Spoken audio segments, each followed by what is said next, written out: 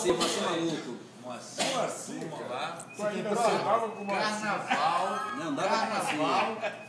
Nós fomos para o centro de Iguaba e escateteiro um sol e pai. Acho que essa é mais. Não é minha, não. É do Ronaldo.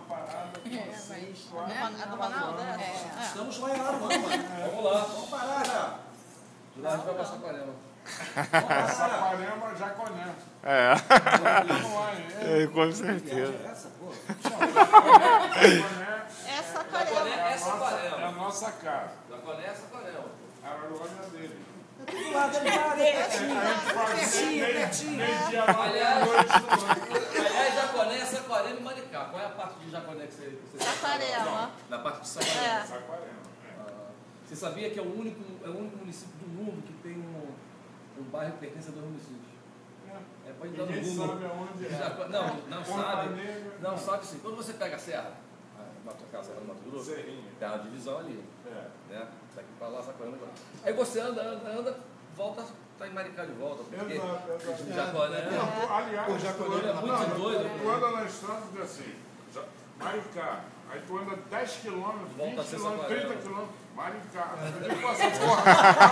Não, e depois o interessante é se você entra em Saquarema, anda, depois tá em Maricá de novo. Que é Jaconé. Se você for pela praia, pelo tal do Roberto Marinho, ali, que Exato. É ali mesmo, é ali mesmo.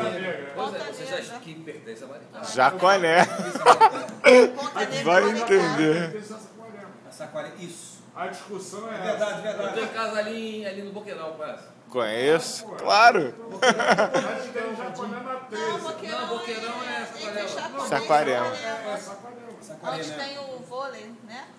Não, Boqueirão é depois, bem. Boqueirão é naquela rua de É. Paralelepípedo. Quase perto da lagoa, quase perto da lagoa. Onde tem o centro do vôlei? Não. Não, é depois, é depois. Pra dentro. Boqueirão um pouco depois. É Barra Nova. Ah, eu pensei que ali já foi, se Boqueirão, já começar a cidade. É lá onde tem a lagoa. Eu sei onde que é, bem. Mas eu pensei que ali no vôlei já começasse Boqueirão.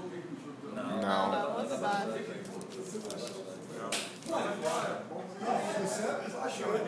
E ali é o único lugar que tem praia, serra e lagoa. Naquela área de Saquarema, Jaconé.